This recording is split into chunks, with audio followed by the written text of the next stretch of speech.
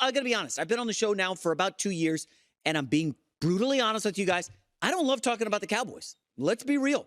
We talk about them a lot, and they don't win any Super Bowls. It's like, what are we doing?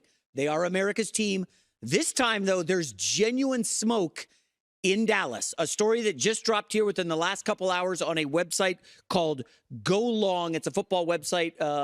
The author's Tyler Dunne. He's been on the herd before. He dropped a bit of a bombshell in Dallas that Mike McCarthy is fed up with Jerry Jones. And it has been a brutal offseason for the Cowboys. Listen, they are always the bridesmaid, never the bride, right? They've won 12 games the last 3 seasons, yet can't get to the conference championship game.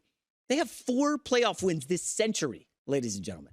Okay? And now McCarthy hears his owner, Jerry Jones, say, we're all in. We are all in at the beginning of the offseason.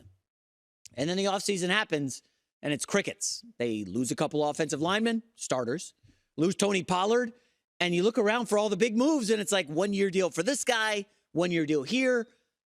Ezekiel Elliott's coming back as if that's going to excite anyone. And all of a sudden, McCarthy's looking around like, why don't you do more and say less, ownership?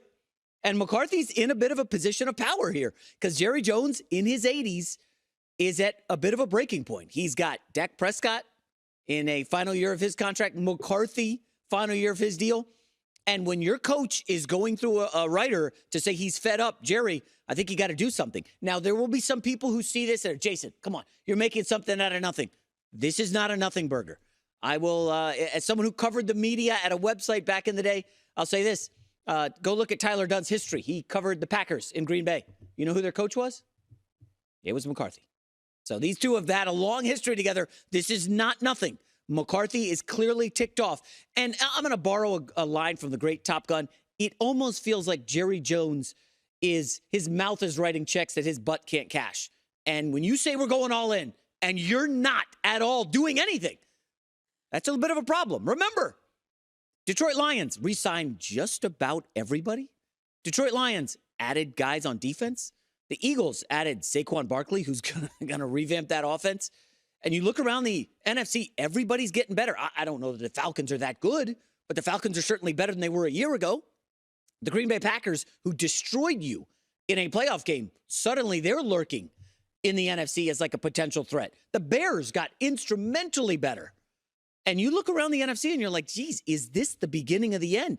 And I got to wonder, if I'm Jerry Jones and I look at that schedule, and we will have it on the screen here for you shortly, the Dallas Cowboys schedule, assuming McCarthy doesn't get a new deal, 5 of the first 7 opponents were playoff teams from last year.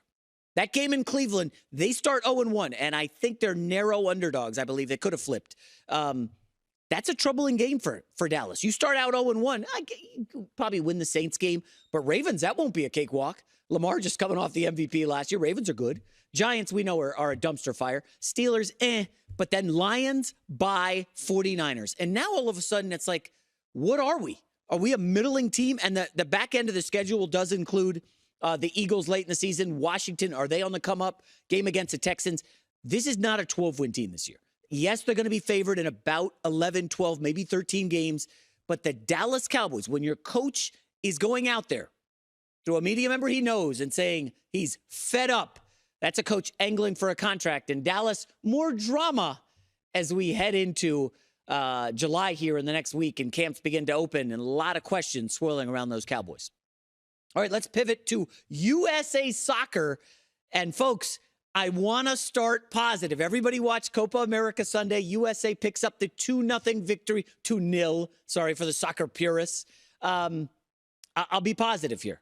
I was at my daughter's volleyball tournament, so I'm watching the game. End up at the hotel bar with some dads. We're watching the game, and U.S. is largely dominating. They get the 2-0 win. They have some more chances, but at the end of the game, it was like, okay, good result. We'll take it. It's a win. But ultimately, I do have some problems. But let's start positive. I don't know what's going on with the haircut there. Maybe Alex can clue us in later. Pulisic, he's got something, maybe a mullet growing. I don't know. But he's phenomenal. We know he's the best player in the U.S. Okay. So now I will, now that we've said a lot of positive things, congrats on the win, 2-0, you get the clean sheet. Ricardo Pepi coming off the bench, looking good. Pepi nearly scored twice. Didn't score, but nearly did. Okay. Got that out of the way. So you guys, I've worked here at Fox for about 8 years. Yeah, 8 years this June 1. And, you know, you're in the building, you run into former soccer players, former GMs, coaches. I've expanded the Rolodex, shall we say. So my first thought after the win was, let me text somebody who was at the game, who's an accomplished college soccer player, knows the sport well, coaches it, blah, blah, blah. And I asked, like, hey, what's the read on it? We're like, okay, good result, but, and then there was a litany of problems that this guy saw and I didn't see. Now, listen, we're facing Bolivia, and Bolivia is terrible, one of the worst teams in the field here. We should have smashed them. This should have been a 5-0 blasting, and it could have been if the ball bounces another way. But you start to poke holes in the game, and in soccer, there's this stat that matters, advanced stat, expected goals, XG. And you look at that, and U.S. was just 2. That's it. Against Bolivia. And you look at the possession, and yeah, they control possession, but they didn't dominate control of possession. And they didn't kind of build it up slowly and then strike.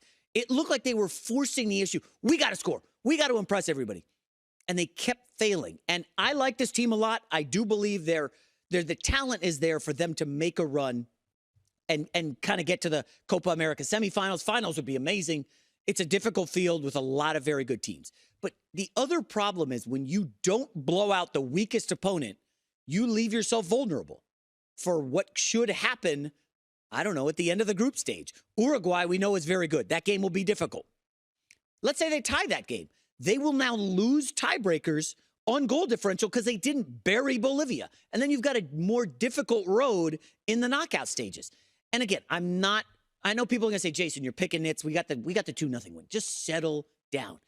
But here's the problem.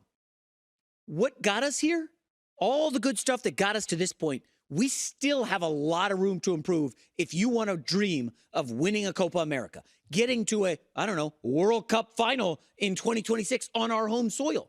This kind of performance ain't going to cut it. It's just not. I'm sorry. It's Bolivia. And I saw Alexi Lalas and the team, everybody graded out what they thought the U.S. did in this performance against Bolivia. And again, the average soccer fan who just watched the game or saw the highlights and the score, 2-0, good. Everybody on the staff here at Fox gave the U.S. a B or a B-. That's it against Bolivia. Now, Greg Berhalter, apologists, I've been one myself at times, will say, hey, they got the win, settle down, Panama's up next. And, if you blow out Bolivia and it's 4-0 with, 30 minutes left, you're able to rest guys, and then Gio Reyna doesn't have to get battered. I mean, listen, let's be real. Bolivia was angry that they were losing that game. They started taking some cheap shots. You want your stars out of there. You don't want Pulisic taking unnecessary hits. And again, I'm a big USA soccer fan. I like their chances. Obviously, they're going to beat Panama, but Panama's scrappy. They've given us problems in the past.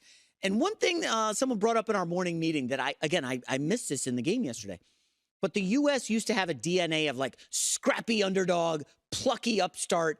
We're gonna fight and grind. And you didn't really see that grit and grind, if you will, from the U.S. You saw more of an attempt to be skilled. And I do like that. I applaud that they're trying to play like the Europeans, but they're just not there yet. And I don't know how much longer it's going to take. I'm hopeful. And the game against Uruguay, I believe it's July 1st. That's a massive one. You guys will have to tune in for that. I like our chances. I'm just, I'm being real, Alex. I'm not crushing the U.S. I like this performance. I didn't love it. It was like when you go to a restaurant and you're told, everybody tells you, oh, hey, you've got to get the filet. Medium rare. It's the best. Okay, I'll go. And then you have it, and it's like, it was good. It wasn't amazing. It wasn't mind-blowing, but it was good. Hi, everybody. It's me, Uncle Colin. Subscribe here to get the latest from the herd, including exclusive behind-the-scenes videos and more, wherever you may be, however you may be watching. Thanks again for making us part of your day.